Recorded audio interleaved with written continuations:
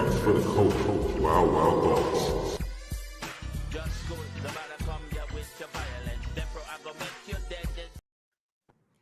What's up, everybody? Welcome to another episode of Wild Wild Thoughts.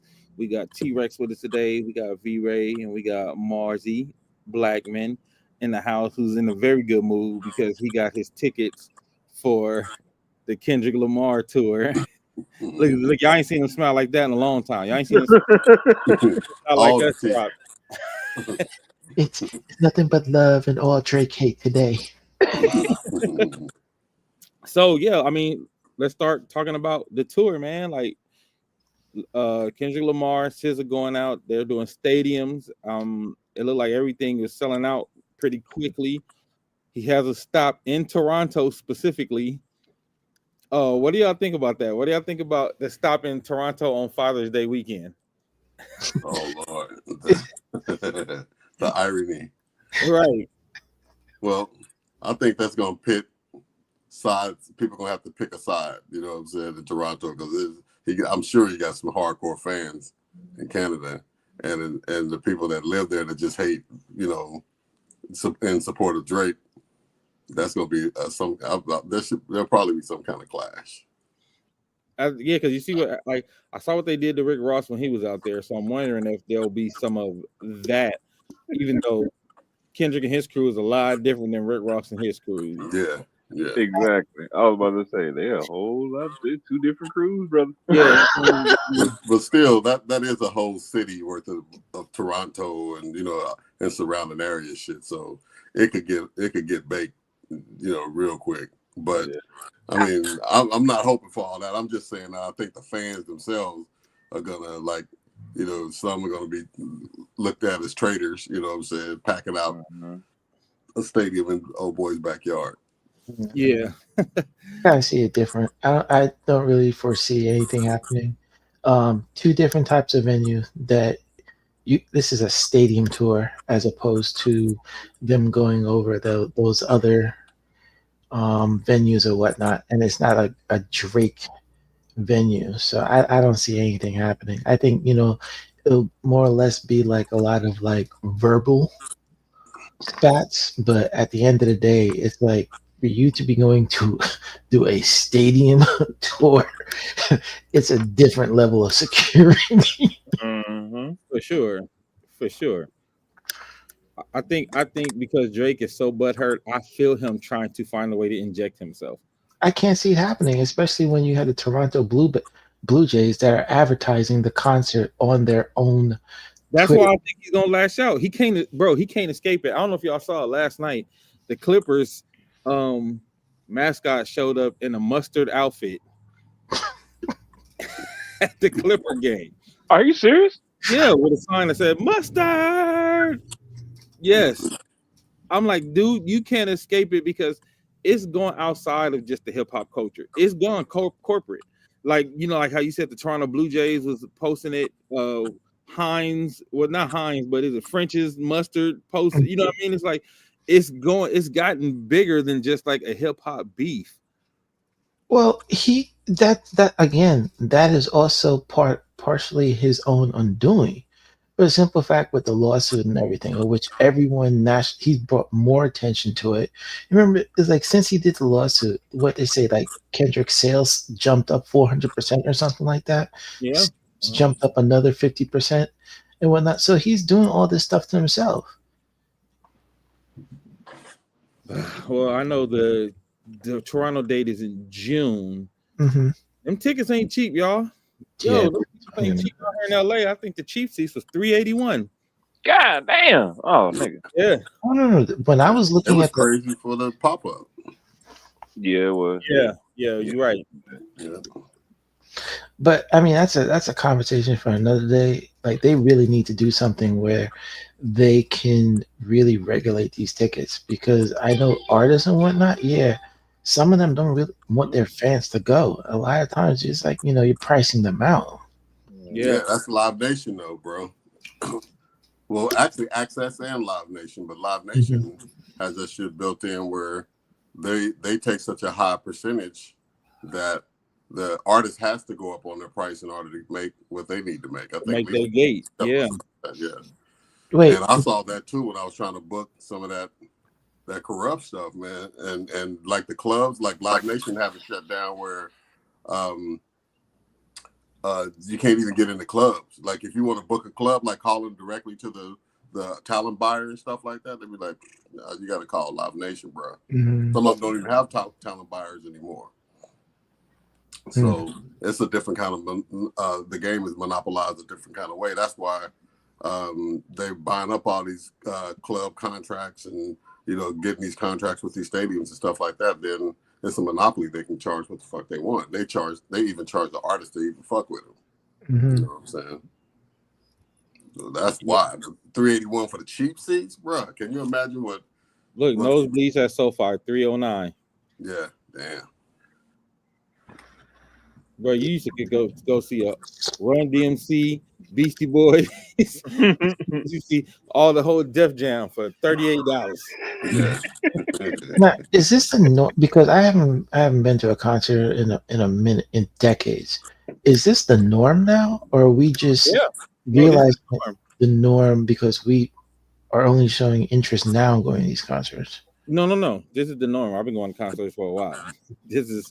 This is not really new. Going all the way back to, I want to say, the first Beyonce Jay-Z tour. Damn. Is when tickets start getting super crazy. Oh, when she starts selling them for was it like $200 or $300 or some shit? For the nosebleed, yeah. Yeah, I remember that shit. Man, my first concert that I went to, Long Beach, Lincoln Park, $55. And that was probably at the height of Linkin Park, right? Like that was it. That was the first album. Damn. No more Jackson. What year was that? That was 2000. That's when I got to LA and I had just met y'all. Yeah. And what's crazy is Sprite Liquid Mix tour. Those tickets were like what, $10? $10. $10 for fucking NERD. Who else was on there? The Roots. NERD, The Roots, Most Def on some dates, Talib on some dates, Skills, OAR. Robert Randolph and the Family Band. Robert Randolph and the Family Band and OAR. Yeah, they had like a lot of headlining. And $10. And the other stage. Second stage, yeah. $10, bro. Can you imagine now if somebody had to pay $309 to come to one of them joints? Damn. And that's not including parking. Right. Oh, and the food. If you get food, nigga, if you get hungry, if you want something to drink. Yeah. $80 hot dog. I'll be coming in there, motherfucker, smell like hot dogs and bacon and shit. We need to search you again. Nigga, I'll give you a sandwich. You let me through here, nigga. Complete with mustard.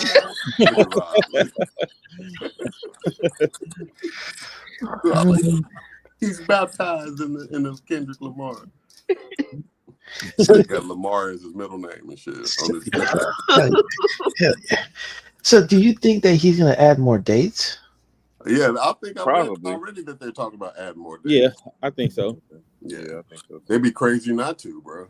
Yeah, I think he's gonna add more dates. Because that's a short ass tour. If that's a tour, let's be real. About to make a That's good little gonna be killing. a global tour though, bro. They're going all over with that because that's hitting in other countries. That ain't just here the impact that it's having. Mm-hmm. They're talking about that shit on Jimmy Kimmel and what's the shit that comes on Bill Maher and all these motherfuckers. And Like, Good Morning America. My mama was watching that shit. They were talking about that shit on there too. That shit. But wait a minute. This is kind of crazy though, because how is he gonna, or when is he gonna do it? Because you remember his movie's coming out in July, and he's gonna have to start doing press runs. Oh, He's look. already on the road. All he got to do is add some more. The press is already going to be on his ass anyway. He can do press in every one of his tour stop cities. Yes, He got to add nothing new. Yes, Rex. He's doing a movie with the creators of South Park. Yep. No shit. The creators of South Park. Trey Parker and Let me say this one more time. The creators of South Park You know they that don't give a shit. have a hate for all things Canada. Yeah. Yeah. You know. they don't Oh, give a I shit. didn't think about that. Yeah. Yeah, because they killing. They be nigga, watch the show. But I didn't think about that. yeah, nigga, you know they don't give a shit. Period. So you know how I wonder how that's gonna be. That's crazy. Oh my god, That's crazy. I didn't even think about that. that's crazy. Oh, this nigga. Hey, he got his hand in the back. It's a smart ass nigga, bro. Smart ass nigga, bro. Like 2025 is the year of Kendrick. Bro, nigga, this year, in the middle of this year, next year, Kendrick. Yeah, and like I said, you know, he still got the Super Bowl, Mm-hmm. Yeah. which is gonna make him even bigger. Man, you know what I hope, bro? This is like the rise of so many black stars and icons and shit like that. And usually somebody comes along to try to tear the motherfucker down in some kind of way and shit. Yeah, They don't come for a dude like that, man. I don't think they will, because He moving and to this strategic. here's the other thing that kind of blew my mind. I didn't realize it. When there's an interview in which he did, I think it was like around 2000. I think it's along the lines of the Good Kid, Mad City press run, where they had asked him what does he want to do career wise. This motherfucker said he wants to be bigger than Currency. That's crazy. That's a different answer, and it Yeah. went completely over my head. I was like, "What the fuck?" I was like, "All right." I thought he was talking about the rapper. Shit, nigga, I'm bigger than Currency. you stupid. that's the second grade level. That's a light pack. Like. Do you think him and his team? And I know this is like, I'm just asking for the room. Do you think him and his team has, since the beef started, has done a great job of taking advantage of all of these like pieces, taking advantage of everything that's going on? Do you think they've done the right things, made the right moves as far as the rollouts? He What's a your smart thought? nigga. Yeah. He a smart nigga. Yeah, I think yeah. Yeah. I think so. I think the best move that they made is when they basically told all those content creators they could use the music for free, so that they were able to gain profit from their video streams. Yep. That was the smartest business move ever, because that literally opened up a floodgate. Even to this day, I turn back and I look at some of the reaction videos, and those videos are crazy. Yeah. But you know what else I think has been ingenious in this whole thing is that it's not heavy-handed. It doesn't look like chess moves. It looks organic. You know what I mean? Yeah. So it doesn't look contrived. It don't. I don't know. It's just the timing of it and the don't give a fuckness of it. You know what I'm saying? Yeah. It seems, for real. It just seems Insane. like it's wise marketing that they meter. They don't just blow it all out, blah, all at once, or Yeah. and all that shit. So yeah, I think that's pretty smart. Almost like they playing everything kind of nonchalant, but it's Right. like making it bigger because you ain't seen him everywhere since you ain't seen him on a bunch of talk Right, shows. he's oversaturated and shit. Yeah. And even his promo pics and shit look like subdued. He ain't look like I'm the center of attention type of nigga. I mean, it is a promo picture, nonetheless. But it's like his role in the picture seems more subdued and humble, which plays into the narrative that about his perception in the market and shit. Yep. Yeah. And the Squabble Up video, it's been so funny to watch people try to do breakdowns of the Squabble Up video. I can tell everybody who does a breakdown of video that's not from LA, because they be getting so much shit wrong. I'm like, no, that's not what that means. That's not what that means. Like, this is you should just let somebody from LA do that. And I haven't seen nobody from LA do it, so I don't know. Do it, Rex. You do it. Heck, man, hey, cuz if I do it, it's gonna be fire. You feel me? If I do it, I'm saying, hey. you from LA. if No, I do Ron. it, that This is motherfucker gonna exact be fire. demographic. Wait, he not Currency the artist, but like Currency as in the dollar. $1, yeah. Oh yeah, that's the other thing. 50 Cent has changed sides. Oh, he did? Yep. There's a video that he had with Tony Yayo where he was like, I think he asked Yayo what he's listening to. He said Kendrick. So he's like, all right, you get a pass. And then he walked by. He said, no, you're not. You listen to Drake. Just clowning. So I think it's very interesting that he did that, which makes me to believe that there may be some friction between them now. Well, like Ron said, this is now 50 on versus Ja on steroids. Mm-hmm. 50 is an opportunity. I think that, but I also think that some people who tried to ride with Drake, I think they realized they're really on the wrong side of history. Mm-hmm. You know what I mean? Like even Snoop, when Snoop was trying to stay out of it. It was the edibles. You know what I'm saying? Like, edibles. You can't be on the wrong side of history on this one, bro. It's gonna look real bad. Like, remember all them people who was like, "Oh, Kendrick is gonna get killed. He can't handle it." And I think people forget. This is another component. Like, this is the reason I don't feel sorry for Drake at all. Like, people forget when Drake was like, "Come now, bring the song out. We waiting on you. What you doing? Yeah. It's been 2 weeks. Like, you beg for this ass whooping, bro. You beg for this thrashing." And then But and then also the stuff in which he did with Meek. Like, you can't all of a sudden turn around and be like, nah, it's too much, it's overkill. that was Right, cute and everything. right, Man, come on, right. bro. It was cute and everything, but it ain't. Nah, that ain't. There's a little light beef. That wasn't. It didn't. No. Beige rage. Drop and give me 50. Yeah, we ain't forgot that. You know what I'm saying, Shannon? We ain't forgot all his taunting.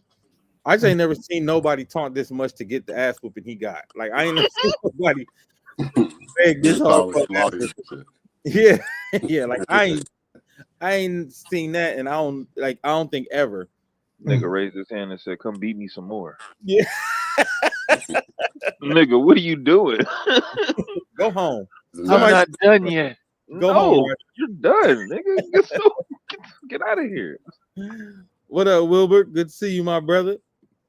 Yeah, man. So yeah, like I said, I think Kendrick has done an amazing job with this run, and it's only going to get bigger. His legend is going to grow. Like, he's becoming like the John Wick of hip hop, just like how he's doing it. You know what I mean? Like how he's like now every single thing he do, people think he could do anything regular, and everybody gonna think it's some like super strategic move just because of the way he did the battle. Now he gets this benefit of the doubt. You know what I mean? Yeah.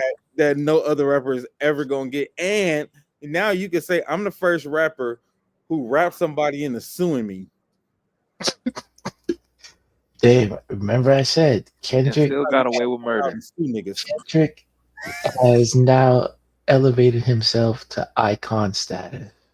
No, it did, and it's made Drake look like a super Canadian Karen. Hey, unfortunately, when I listen to half of his shit on Apple Music, I unfortunately skip past it. I skip past Drake. So that's the thing I was going to ask y'all too. Like, cause I remember first we were saying, if he just lose the battle and just come back, make some fire music, he won't be tainted. Nope. Do we change our answer on that now?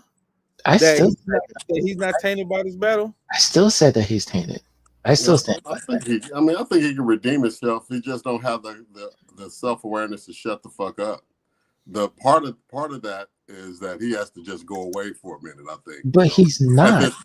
I don't think he can. I don't think his ego will go away. He can't shut his ass up long enough to let some time pass and then come with something amazing, and what I'm saying, kind of make people look at him differently. You know what I'm saying? Yeah, you got your ass whooped publicly, but 6 months of Baja and whatever the fucking shit, and go in the studio with some hammers. You know what I'm saying? To come out, I think his core fans will reattach, and then if it spills over in the radio well, and it's something beaten, then I think he could. But right now he just digs himself more of a grave. You know what I mean? Because he won't shut the fuck up. Now you don't want to fucking file the lawsuit, and you know what I'm saying, your integrity's like, nigga, just take no for an answer, motherfucker. Shut up.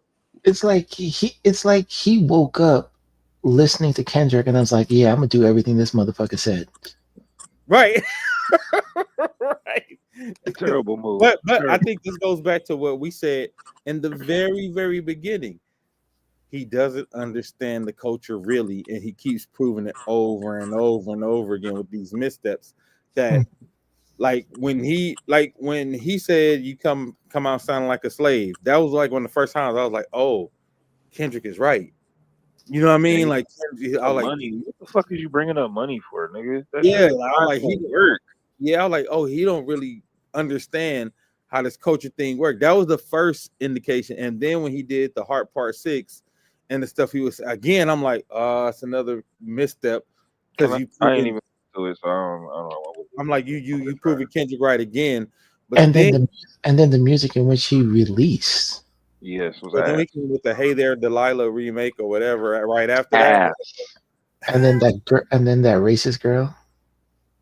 The song with the race with Camila Cabella. Oh, Camila Cabella, yeah. I was just like, it was like it's literally the opposite, like the bizarro world of what Kendrick was doing. We talk about Kendrick making all the right steps. It was like Drake was on the other side, just like stepping on landmines with a bunch of unforced errors. And I'm like, even if he don't understand the culture, does that also mean nobody on your team understands the culture either? But when you're the lead motherfucker, if you don't have the right people around you, they ain't gonna steer you. You know what I'm saying? Look where you at now. They're gonna hype you up and shit, wrong as a motherfucker, and then this may be the result of that. That's a good point, Ron. Ron said like AG, he probably talking about Artemis Gordon, who was a great follower on Instagram, like I tell y'all all the time, who's plugged into the business like in a real way. He said AG said he has to reinvent himself into a pop star and just stay away from hip hop. That's exactly what I'm saying too, bro. But the thing is, I don't think he has an interest in doing that, nor does he have a team that knows how to do that. But he was doing it before, and good point, Shannon. But I think the answer is yes. He was a pop star that thought he was a rap star. You know what exactly. I mean? That's what really slid him into this. That's what I was going to say right now. Pop is his lane. Like even Kendrick said. Go back to the old, singing Drake. That was his strong suit. But what? See, it's hard for me to really accept him as a pop star. But he was a pop star. He was doing stuff with Rihanna.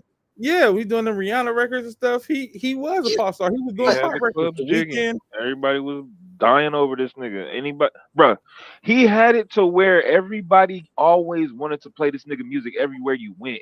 I was sick of this nigga. I hated this. No, hold up. Every time, everywhere. He was everywhere. Hold up. I have to question that because now with this allegation of bot usage and whatnot, that's manipulated.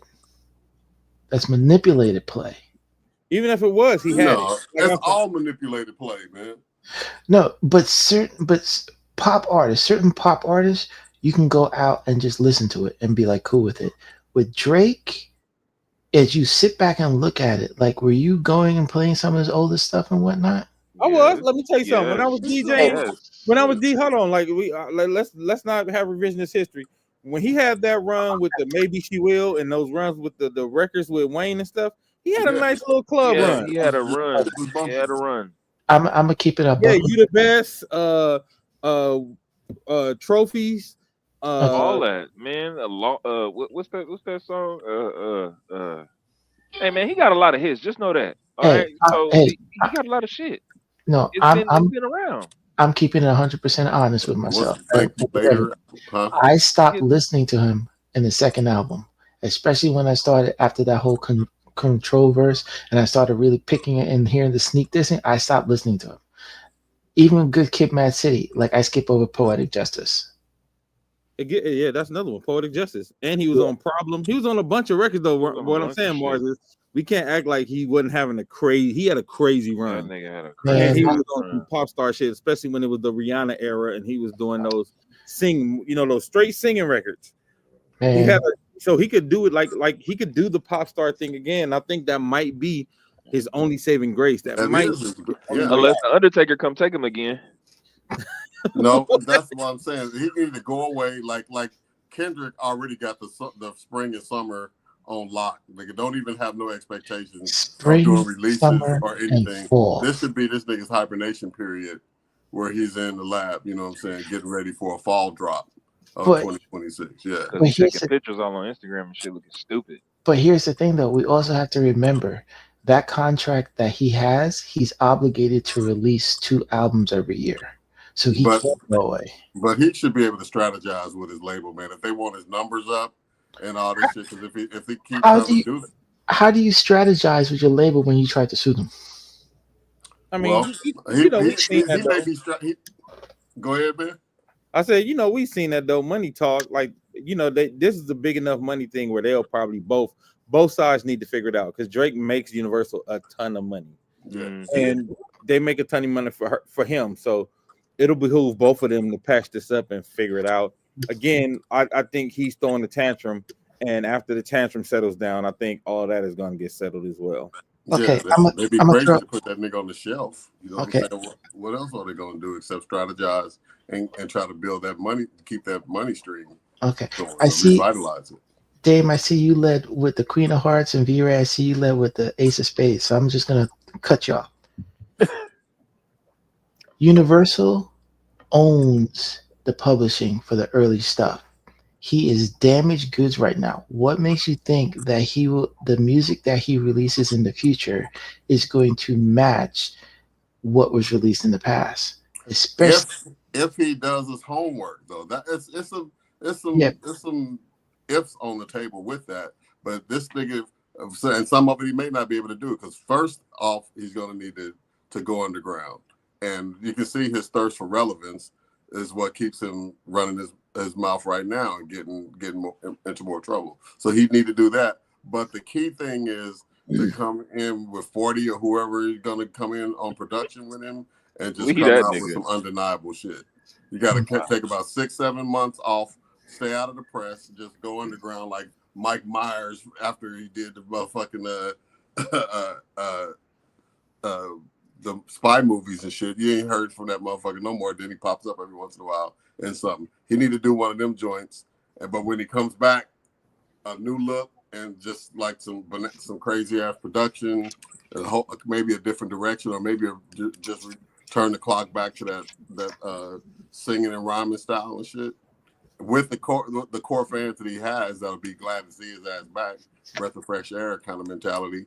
And if the shit's actually cracking, I think some people will pile on it and get back on it. He may not be doing the huge numbers that he was doing, but he ain't gonna be just barely making platinum and shit like that. He'll still do okay.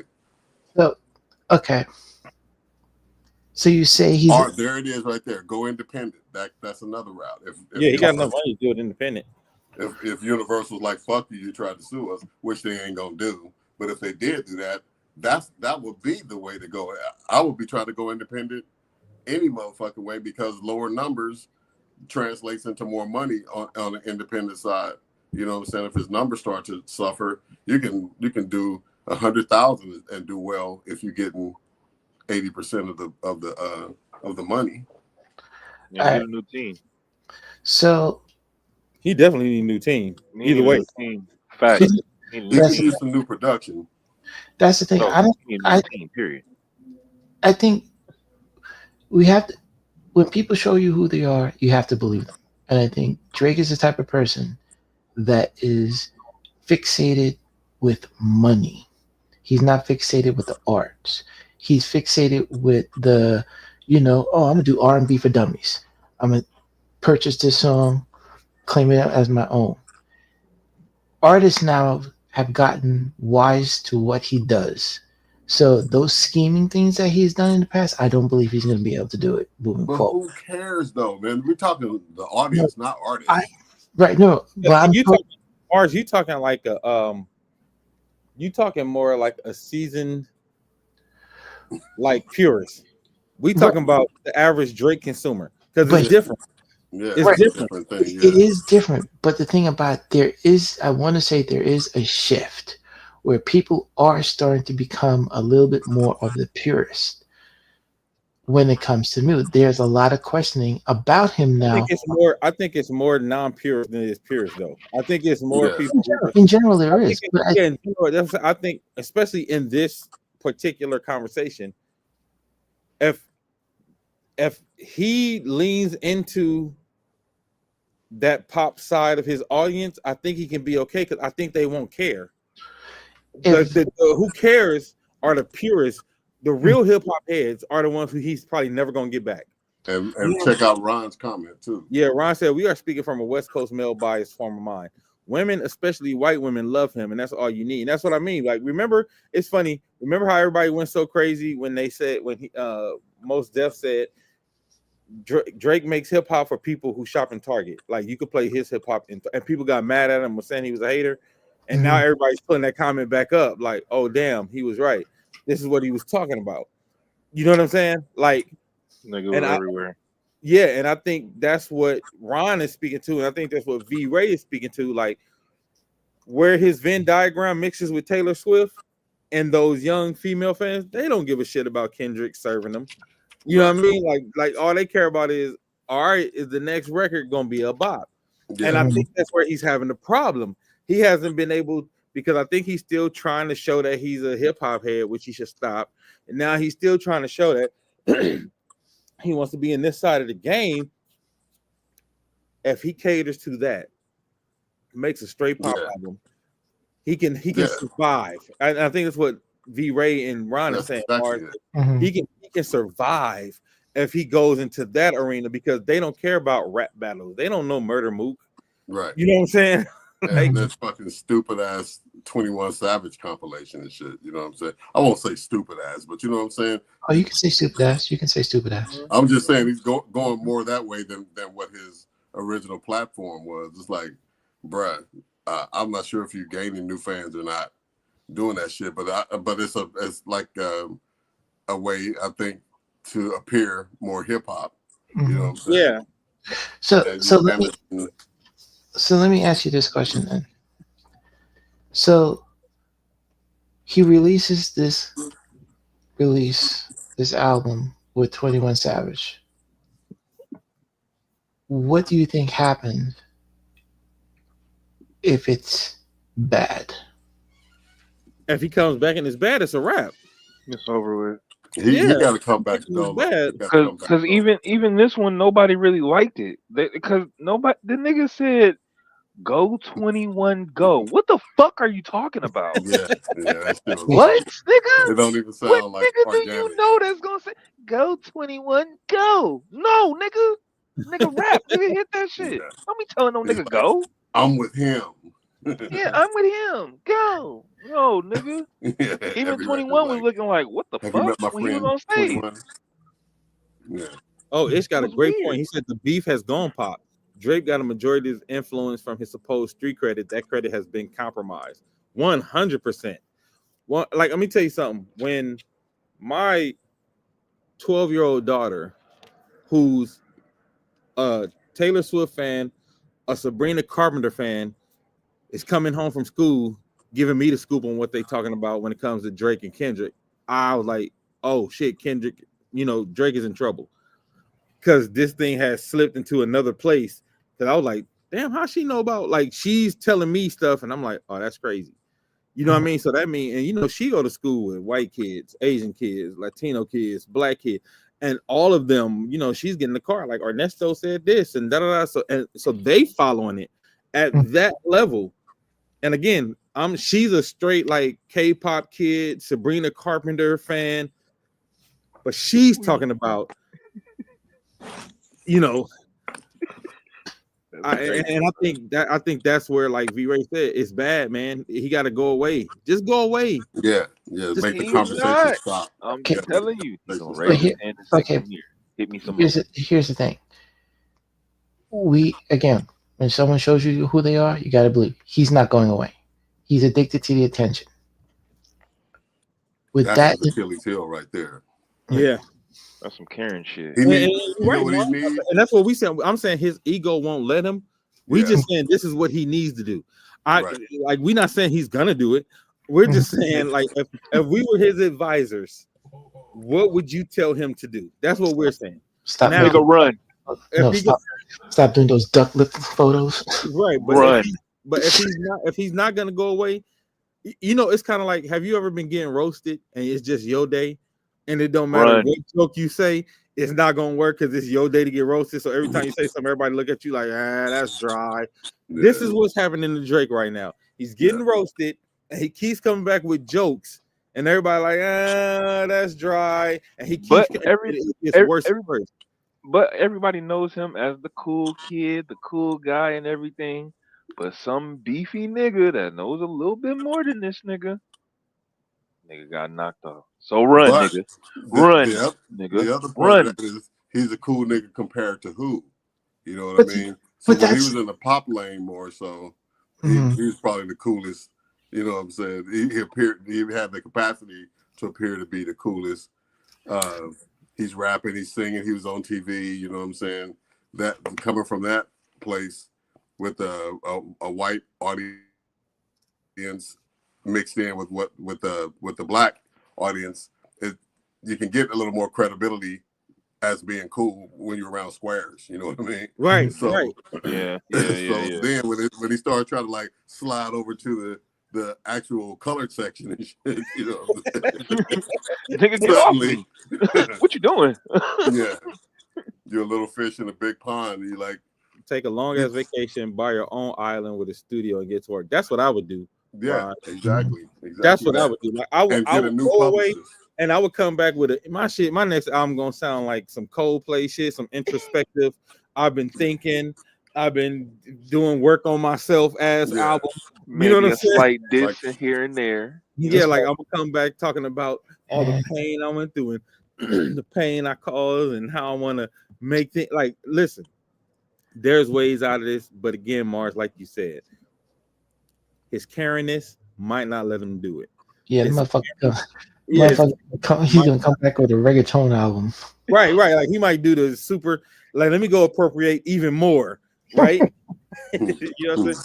But like I said, if he went away and came back with like a dope pop album that felt introspective, I think he would survive. Get a That's couple my of fucking thoughts. old Kanye tracks and shit. You know what I'm saying? Yeah. With that kind of production or something. Like I would do that's something with like I wouldn't do no flashy features. yeah. I'll make sure the production was him. top tier. It's me. You're gonna have some songs where I'm rapping my ass off like I did on the Sprite commercial back in the day. Mhm. Then you're gonna have some songs where I'm singing, I regret the things I did and how I lost Rihanna to ASAP. You're gonna get all of that.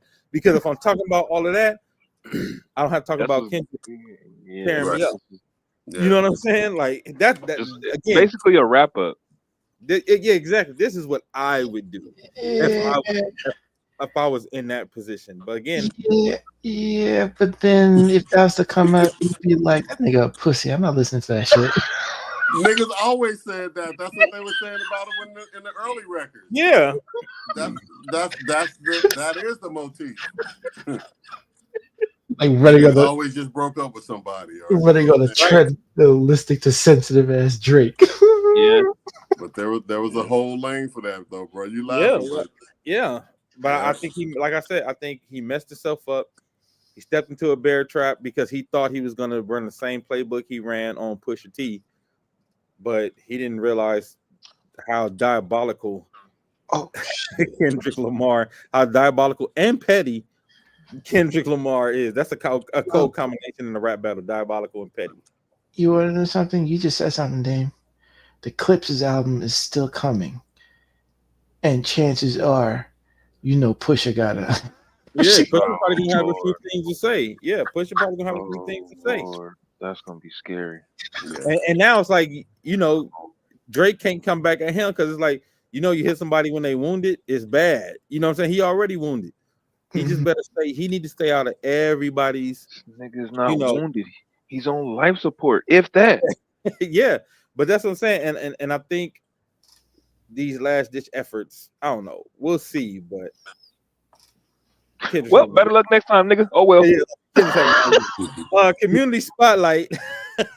We still got that. These drums over to Africa, man. Grayson's View, if y'all want to donate, anything will help, man. It's $5, $10, $20. Don't think It has to be some high number because the more we chip away at it, the closer we get to it. So Grayson's View, I'll put it in here. This is where you can hit him at Cash App, or if you want to send it to my Cash App, Dame Crawford. And you know, we trying to get to this 650 to send these drums over to the kids at the blind school in Africa. So I'm gonna put the Cash App and it's the same for Cash App and Venmo. All right, Grayson's View. If y'all want to send something, we all send them. I'm trying to send more next week. So we could try to get this thing. I want my goal is I want to get it by Christmas, before Christmas, y'all. Let's get this stuff sent out before Christmas. That's my goal. Yeah. All right. Let's argue, ladies and gentlemen. President Biden has pardoned his son, Hunter Biden. What are y'all thoughts? Do you think he's a hypocrite because of what he was saying all through the campaign about I won't get involved and I'll follow whatever the justice system says? Or do you think the Democrats finally getting some balls and like we're gonna play like y'all for the first damn time? What are y'all thoughts? Get y'all thoughts. Let's keep it a buck. This motherfucker can't remember what he had for breakfast. Okay. So it's like, hey, it was done in the previous administration. So at the end of the day, you know, politicians are going to do what politicians want to do. And plus, honestly, if it was me and my kid, shit, fuck what everybody says. Yo, you're pardoned. You're not going to jail. Now that's me. Like if it's my kid, I don't give a damn what nobody say. I know some of y'all up on Bitcoin. Send that shit via Bitcoin at Cash App. I actually do got Bitcoin in my Cash App.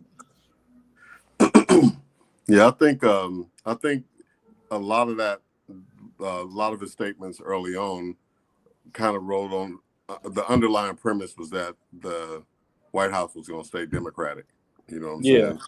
And I think when they lost the election and knowing that they were coming hard for dude when they didn't have, you know, all the hierarchy that they're about to have in the Department of Justice and all these court judges and stuff that they've set up, the Republican right wing, well, I won't say right wing, but Republican judges and stuff like that, that they was going to tear old boy to pieces. You know what I'm saying? So I think that he did what he did the type of, pardon that he did going back to 2014 and all the way up to December 1st of 2024 to cover all this stuff that he's been investigated on, because even though this one had concluded the case that they were on now, you know, they were going to go back and just find other shit. Oh, you spit on the sidewalk in 2017. So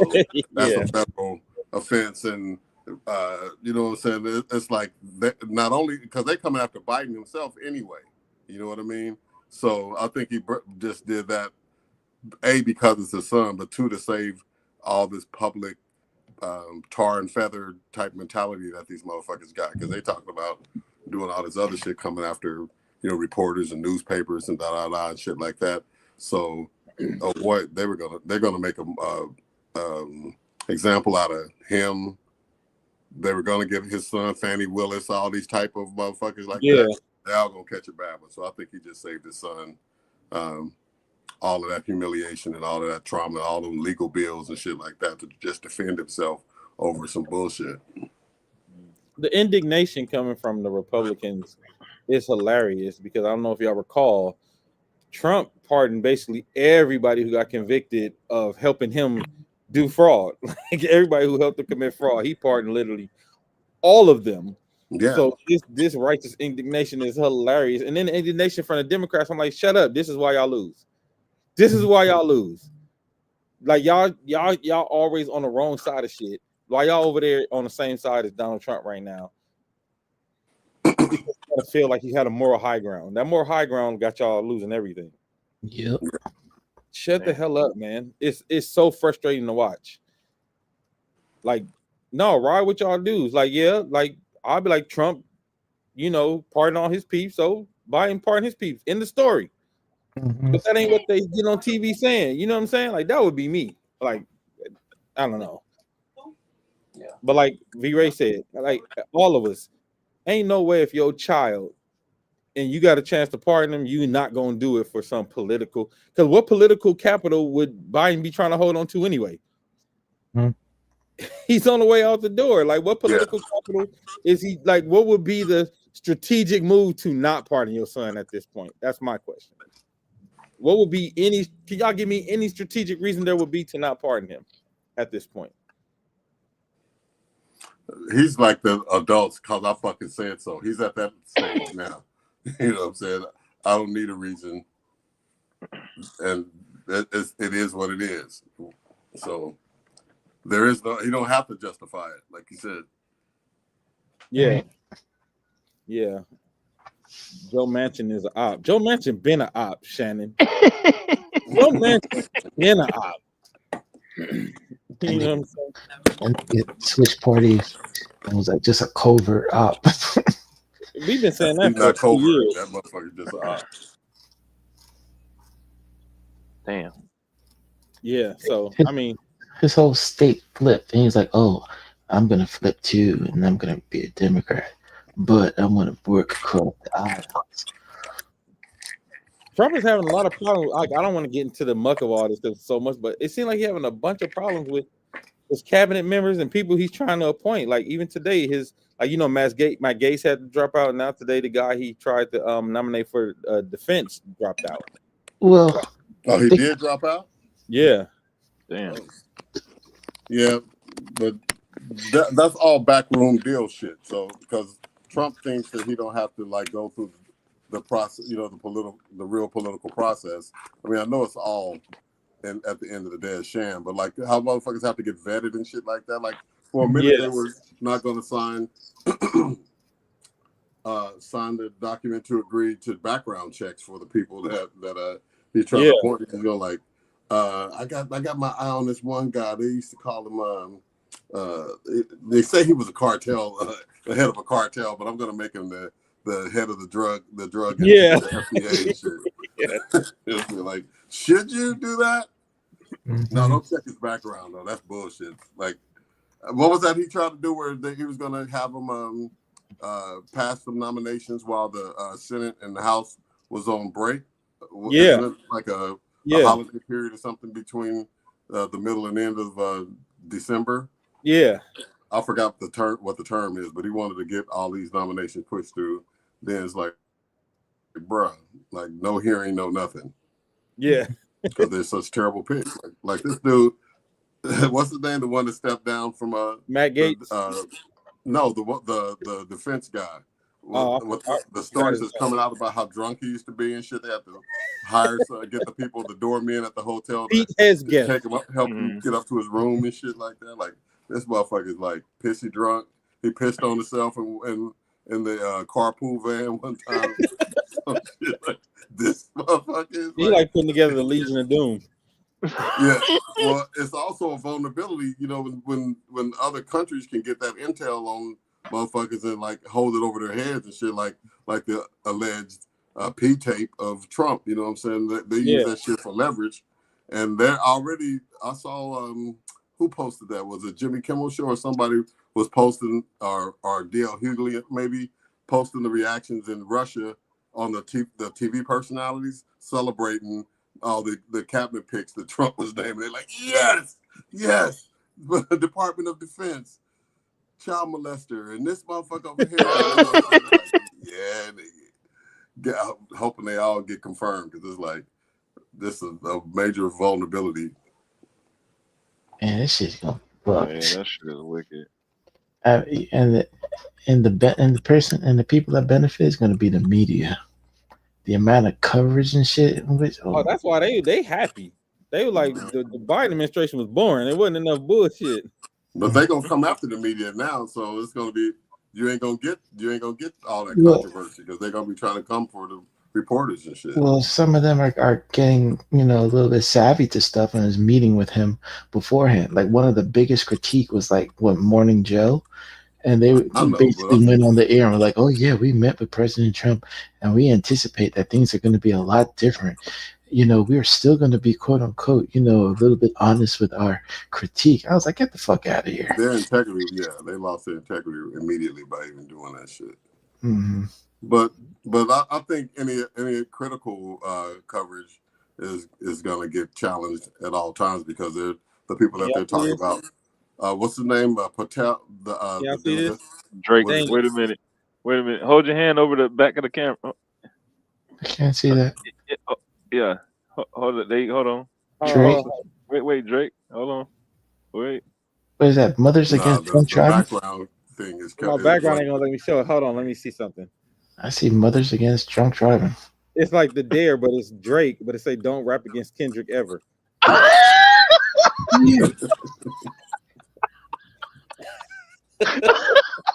need this. That's why it needs to go away. It's a whole cottage industry. That's a T-shirt waiting to happen. No, it is a T-shirt. Oh, it is a T-shirt. Okay. Yeah. Oh shit! I want one. I need this. I need it. You can't see my thing.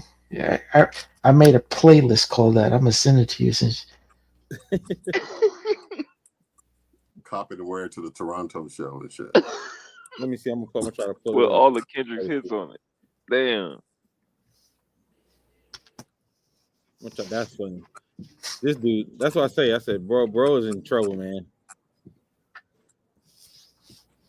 Yeah. He would have to do something completely off the wall. And I only think there are two things in which I would say would be off the wall, but would be sonically interesting, is if he did a collaboration with Kanye or a collaboration with Dre. There it is. Yeah, I need that. Stay far away from that shit. Yeah, I don't see that. I need this. I need this shirt. That's cold, bro. That's a cold design. I need this. That's cold design. I gotta get it. It's happening. Yeah, nigga. It's I happening. need one. Nigga, fuck Drake, nigga. All right, so we didn't start with Past the Ox because we jumped right into the Kendrick of it all because we dropped the concert tickets. But tonight's Past the Ox, and we don't have to take a long time on it because Mars gonna turn into a pumpkin soon. We can talk. Tonight's Past the Ox, I want to dedicate to Babyface. He's one of the people I think is known but also underrated at the same time. Yeah. For the amount of hits he's given us, not just on his self, but on other artists, how long he's been in the game. Like we talking about, he wrote Rock Steady for the Whispers all the way to hits right now with LMA.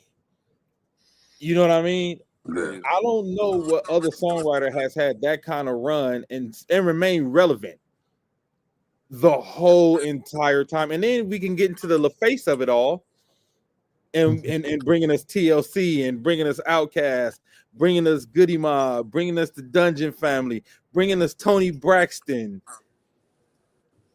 He's never kind of compared to Berry Gordy, but I think in a way he's on that line. The Deal, you know what I mean? Like, yeah, the record with Eric Clapton. He's had so many huge records, and he's he didn't. What's the record he wrote for Madonna for the Evita soundtrack? The only good thing that came out of that movie, Take a Bow, the Take a Bow record for Madonna. Like, damn. If I Could Change the World with Eric Clapton. Yeah. So I'm saying like thank you, Shannon. His brothers After 7. I was just listening to what was the After 7 jam? I was literally just listening to it today. Ready or Not? Not Ready or Not, the other one. More the up-tempo one, but they would these bros was singing their ass off. Like After 7 was singing their ass off, man. But yeah, even Ready or Not, like Ready or Not, man. The ending of Ready or Not, you talk about the quintessential 90s chorus tag verse out. That's one of those records, right? Where he's going off literally until the fade out. That bridge too on that joint. Yeah, Kevon Edmonds is singing the end of that. Kevon is going off, literally till the record went off. But like, I'm just thinking about the amount Oh yeah, he wrote for Garth Brooks. He sure did. He wrote for Yeah. Garth Brooks, and what was that stupid ass?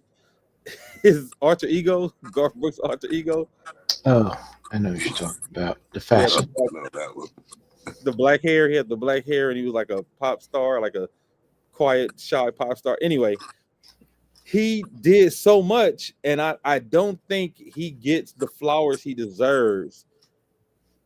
You know, part of that I bet you is that his writing is so diverse, you may not even realize that that all those songs are from the same author. You know, like and the eclectic amount of people that he produced, like Garth Brooks and Eric Clapton. I don't even think they're both way out of, I won't say character, or maybe out of character for him, but even those two artists aren't even like each other. You know what I mean? But Donna Garth Brooks and Eric Clapton are totally different from each other, and he's done shit with all three of them that you wouldn't really guess was a composition from him. So I think he is inadvertently anonymous just by being so diverse, you know. Because if you hadn't said those names, I didn't know he. There you go, Shannon. Garth Brooks. Waiting to Exhale soundtrack, the whole damn soundtrack. The whole soundtrack. Yeah, and Mary J. Blige singing "I Was Your Lover" and your secretary. Secretary. I was your lover and your secretary. But yeah, the Waiting to Exhale soundtrack. Chris Gaines was the Garth Brooks album that Babyface wrote on too. That's the Garth Brooks alter ego was Chris Gaines. But side note, do y'all know they had this crazy conspiracy theory that Chris Gaines is a serial killer? They're like every place that Garth Brooks played at as Chris Gaines, somebody was killed while he was in town. Go check it out. It was on weird YouTube. Like send it. Just so you know, it could be true. Go check it out. Like Chris Gaines, serial killer. Send it. That sounds like a movie crazy plot. shit. Yeah, that's it crazy sound like shit. a movie plot, right? Like like every time the concert comes to town, like imagine a pop star going out and killing somebody, like being Dexter. Right. Nobody would ever suspect. But back to Babyface. Babyface has written for so many people. I think that's a good point, V-Ray. A lot of people probably don't even realize he wrote a lot of those tunes. I know when I seen him, he opened up for New Edition. At first, I'm like, Babyface opened up for New Edition. And when he did the show, first of all, he's a great performer. He does a great live show, like incredible. His show was Vegas before niggas was going to Vegas. You know what I mean? But he does a section where he just sits on the piano and sings what he wrote for everybody else. And it's like 30 to 45 minutes of just hits on like End of the Road. He did that on Tiny Desk too. Yeah, Boys to Men, End of the Road, one of the biggest hits of the 90s, period. Like he has written like his discography, like I said, and then like you go all the way back to the Whispers. And he's been writing hits since then. I don't think there's ever been a decade where he hasn't had a hit since he started. There hasn't been a decade where he was just like totally irrelevant since he started. Because even when his writing slowed down a little bit, you could say, well, that was the LaFace years. That was the LaFace era. But even then, he was still doing them records that like There She Goes, the Tony Rich Project, John B. You know what I'm saying? Like, you could probably put together a wild Babyface playlist. And people not even realize, like V-Ray said, that he wrote all these records. Like, this is just gonna be a Babyface only playlist of stuff he wrote for other people. It don't have to be none of his records with him as an artist. Literally just a playlist. I might do that, y'all. I might do a Babyface playlist and send it out to y'all in the next show. Do a Babyface playlist just so everybody can. I think he needs to get his flowers, man, for how diverse he's been, his longevity. Because there's not a lot of artists you could think of that have the kind of longevity. Because, you know, even a lot of the people that we love and favor, like a Lionel Richie, they haven't really, you know, Lionel Richie still, listen, this is in no way, shape, form, or fashion trying to take anything away from Lionel Richie, because he had one of the craziest pen runs ever, being able to write, being one of the Real the World writers, you know, the All Night Long and Hello and all that. But he hasn't been able to write something like in the newer years, like how Babyface he's been able to adapt to do songs with like the LMAs, Usher, you know, and it's something about the way he writes and something about the way he moves that he's able to withstand the test of time. Yeah, he's a melody smith. That's what I call him, because he comes up with those melodies or those hooks is just enough. It's like a any man kind of hook, like the kind you can just sing in the car. Everybody can catch it, that kind of melody. Excuse me, not too complicated and all that. That's his lane. Yeah. So I just want to do a pass the aux. Give huge shouts out to Babyface. Is there anybody that I missed that y'all could think of that he worked with in his discography? Because his discography is about as almost as diverse as Quincy Jones. I think he's closest to having that kind of like, oh, he wrote that, oh, he wrote that, oh, he did that. But where it's a little different, like V-Ray said, he's a 100%er. He's writing and producing them joints. Yeah. You know what I mean? He's writing and producing them joints. And I know some of it is because he's kind of quiet. He never been a boisterous, look at me guy. I did this, I did that. I think that's, because of his personality is some of it. But I also think, man, it's a tribute to how good he is. Because we all know having anything longer than a 5-year run in this business is a miracle. So this thing's royalty checks, bro. God damn. I can't. He ain't got it. Like he could probably live off of the Waiting to Exhale soundtrack alone. Like and stop there. Yeah. He could live off the Waiting to Exhale soundtrack and be good. He could live off probably the first Outkast album as a CEO and be good. Yeah. As long as Mary J. Blige keeps saying tour at the end, he's straight. And if he had any publishing on all those records that were signed to him, not just his records, but publishing on all the LaFace stuff, his royalty checks got to be dumb because he's going to get a TLC royalty check because he wrote a lot of the TLC records too. So he'll get a TLC lawyer. Like he gets so many checks from so many places. I can't even imagine his monthly royalty, his monthly ASCAP check. Just his quarterly ASCAP check, bro. And we're talking globally too, though. Not just in the U.S., not just domestic. So yeah, that's ridiculous. His grandkids gonna be all right. They better keep up on that estate. Never let that shit go public domain. Keep re-registered and all that shit. That should have never seen the light of day. Yeah, I thought about it today. I just was like, you know what? Babyface has really had an incredible run, and I don't think people talk about it enough. I don't think people talk, but like you said, I think because he's so understated, a lot of people probably don't even realize a lot of the stuff that he did. I mean, because even until when Quincy Jones passed, I didn't know he did those records like "It's My Party, I Cry If I Want To." I didn't even know he did those records, and I fancy myself a Quincy Jones fan, Quincy Jones fan even. And in his past, and find out he did all those records. But again, I think Babyface has done something that is rarely done by a singer, songwriter, producer. Who would be closest? Like you said, what, Frankie? That's about it. I don't know. Yeah, just Frankie.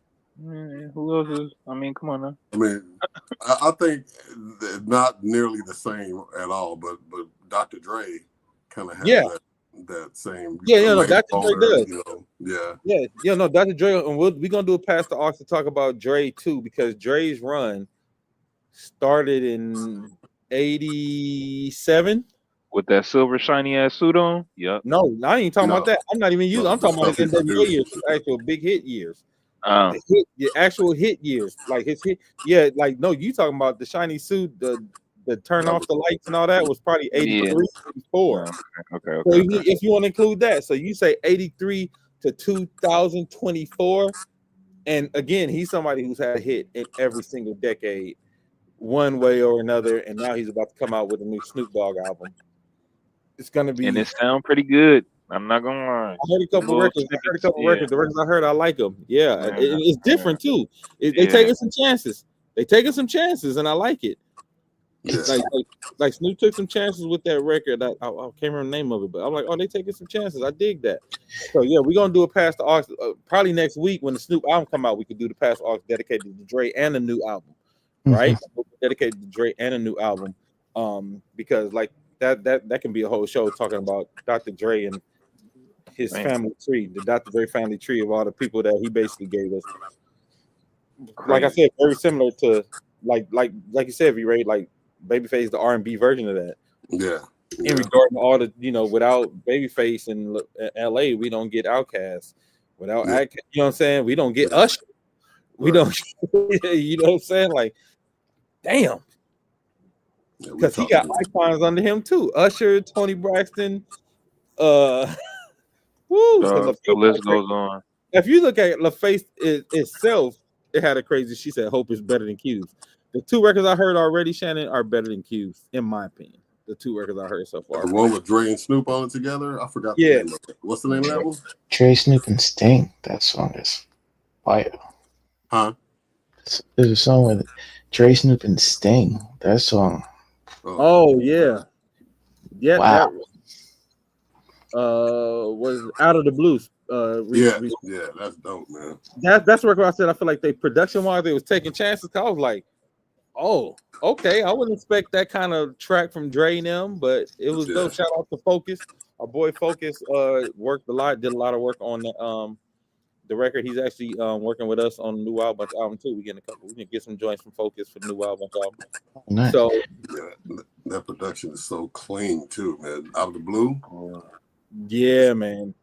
But sonically, Dre gonna have it crisp and clean, like Sonic. Yeah, but I just mean that shit just. I don't know why it just caught me like, damn. When I first heard it, and it was on YouTube, so it ain't even a full.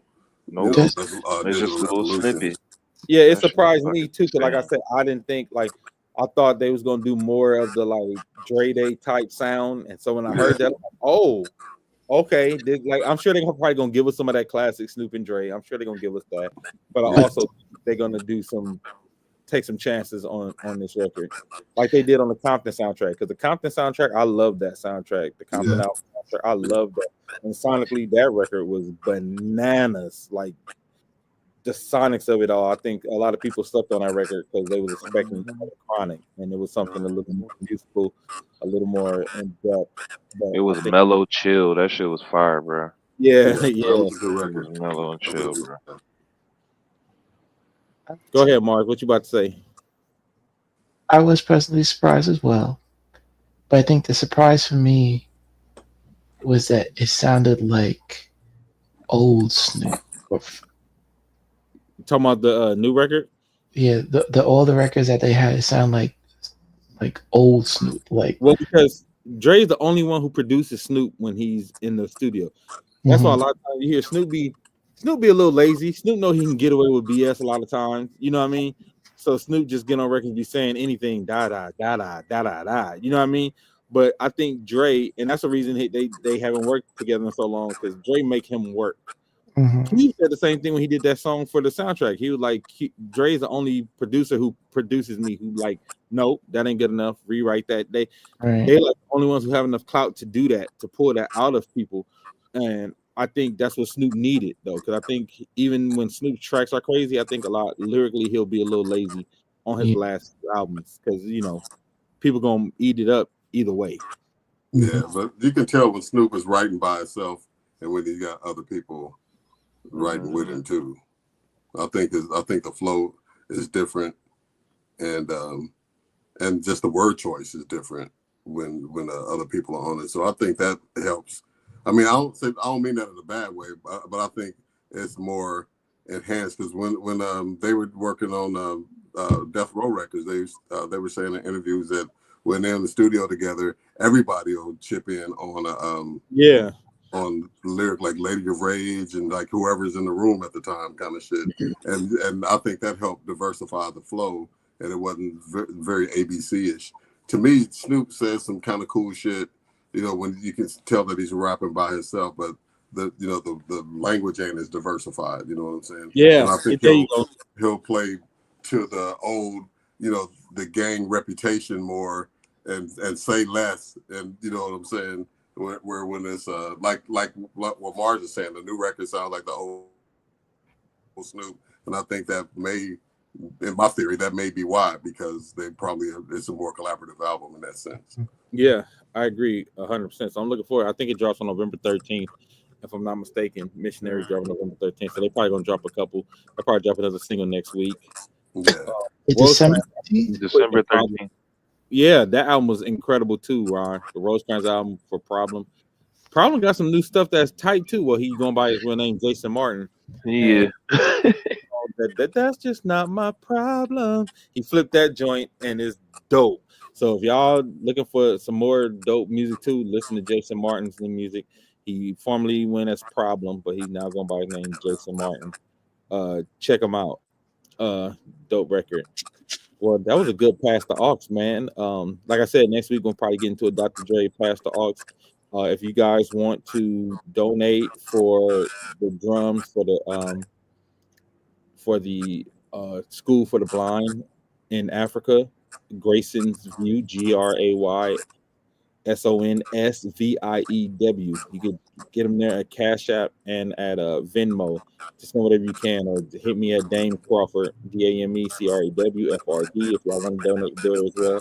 And we make sure we get it over to them because we want to get this out of here by Christmas. And as soon as we get the gold medal, I want to bring Grayson on to talk to us. He's 11 years old. He's a dope drummer. He's visually impaired, but I would love to have him on the show to talk to us about his experience over there and what it means for us to be able to help him get some drums over there. All right. So see y'all next week. Thank you for everybody in the comments. Y'all always keep it fire. Y'all always keep it blaze, man. And everybody. Oh, you want me to play the new single? Okay. So she wants to hear the new single, Matching Pajamas. So I'll play that before we leave. I will oblige. Yes, sir. Thank you for the request. I didn't even think about it. Look, she promoting me better than I promote myself.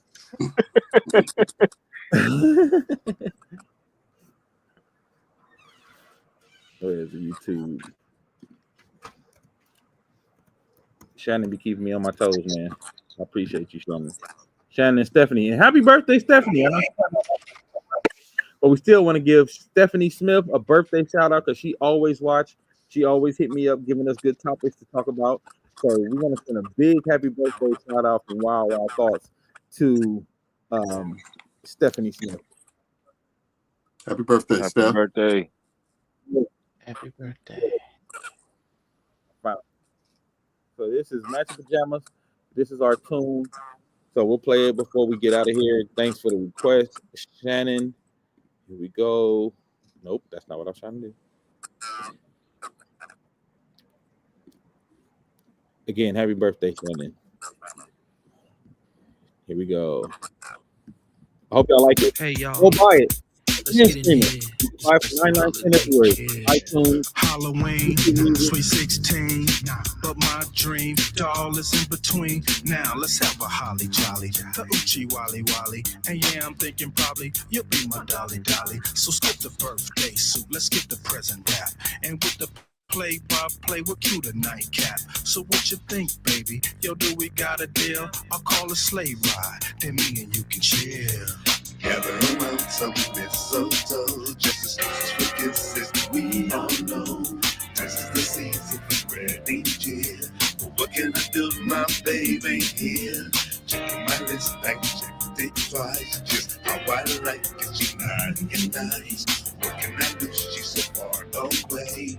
Hitching the ride, don't say next. So how we gon' do this? How can we maneuver? This growing infatuation got me seeing like a Buddhist. I didn't expect us to be here. Yo, you do this. Decisions to be made, so baby, are we gonna do this? Flapper, Jammer, Spider-Man, or maybe Venom. And later for dinner, patch your fist, maybe some denim. Presents for the chitlins, even yours, just let me get them. Surprises in my bag, so let me bag you after dinner. Ha!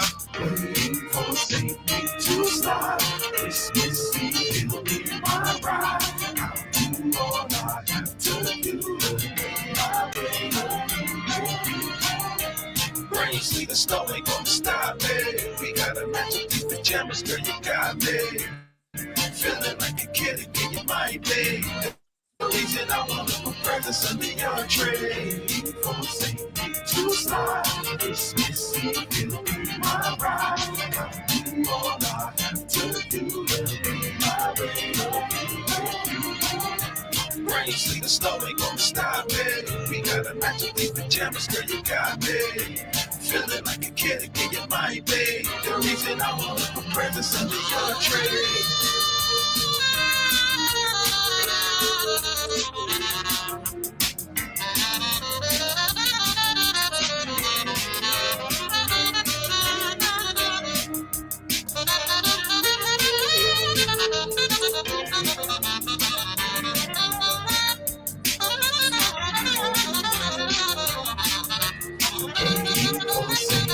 To smile, Christmas Eve, you in my ride.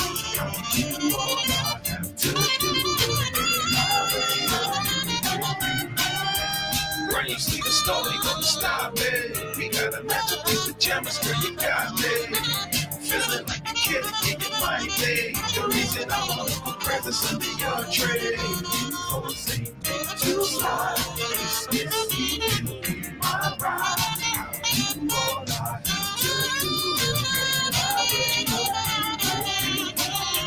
when you see the story, don't stop it. We got a match of people jealous, girl, you got me. Feeling like a kid again, you might be the reason I want to put presents under your tree.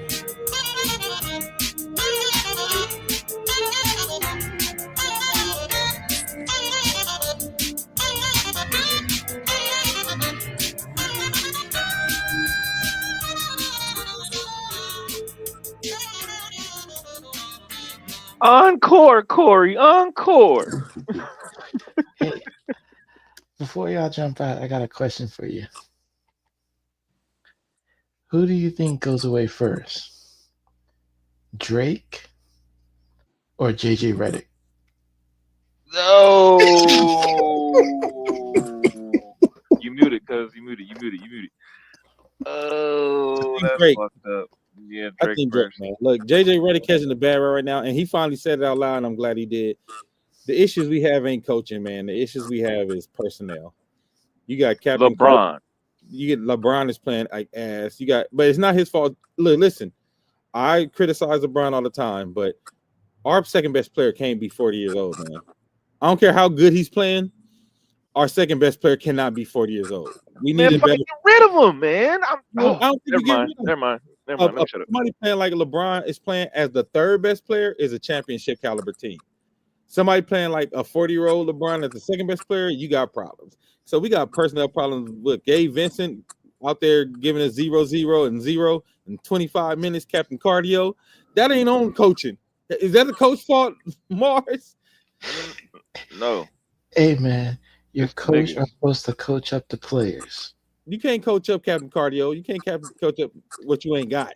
We need another player, and I think Don Connect has now made Austin Reeves dispensable, so he might be in the trade. Rui playing like bad shit ass after he played amazing in the Olympics. Like, I don't know what's going on with Rui, Reeves, and D'Lo. Like D'Lo, man, don't put that. Hey, fuck D'Lo, okay? Fuck him. No, D'Lo is ass. Nobody. Hey, man, shooting praying ass nigga. Fuck that nigga,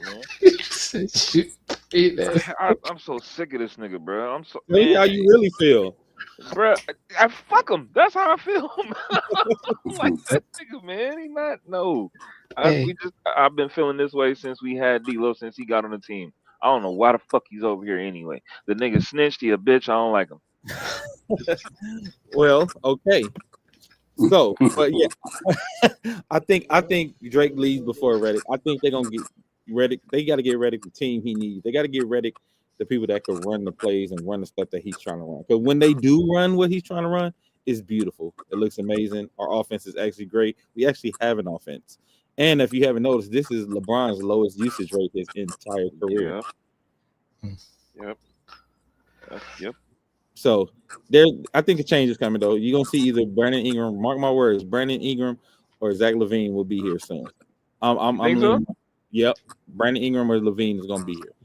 Now that's a beautiful pickup. Now we talking about some pickups. That's beautiful. I think one of them will be here, and then we're gonna get a center too.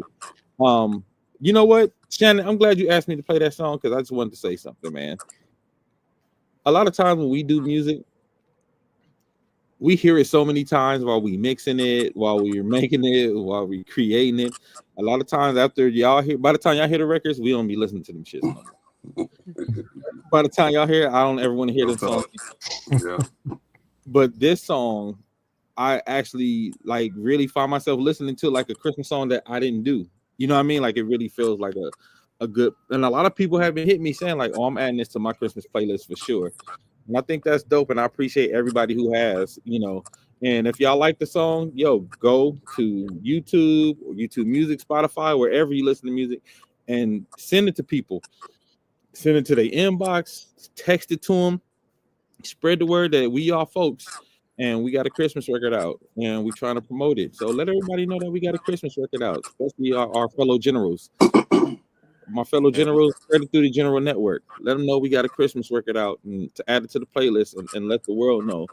And you alluded to it earlier, man, but to me, it's really important to just overkill the message that it's really helpful when people buy the song. You know what I mean? Because that 99 cent that gets generated from that, we're required to have so many plays on streaming platforms to equal $1 that it's a hell of a shortcut to just buy the record and save us the thousands of plays that are required. Still stream it and put it in your playlist and all of that, but one single buy goes a long way, man. So it's really highly appreciated to do both. Stream the shit out of it, but that one-time purchase, it's $1, bro. I mean, if one of the band members came up and said, hey, man, you got $1? You say, yeah, bam, here you go.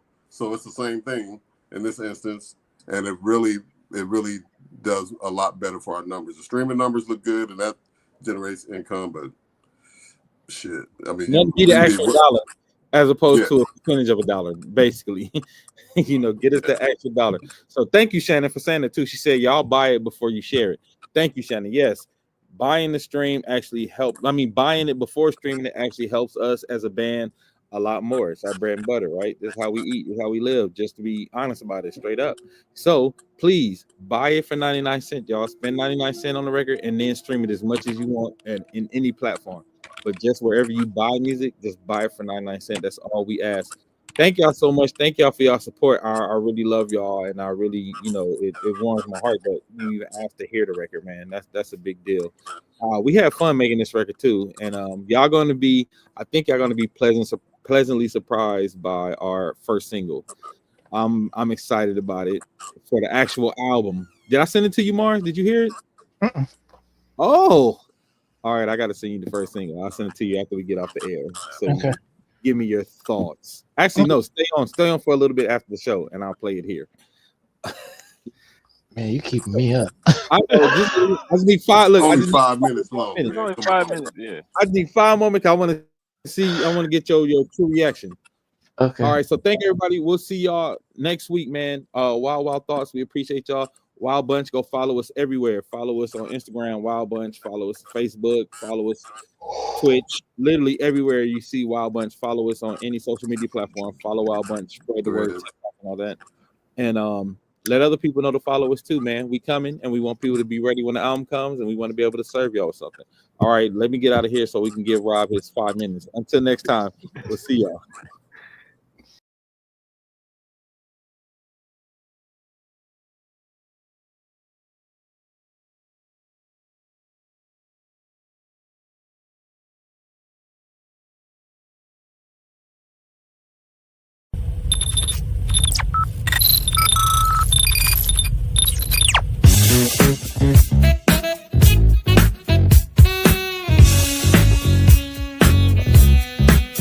Stop the world, let me off. I don't like this destination. I like a transfer to the express line. I gotta get off.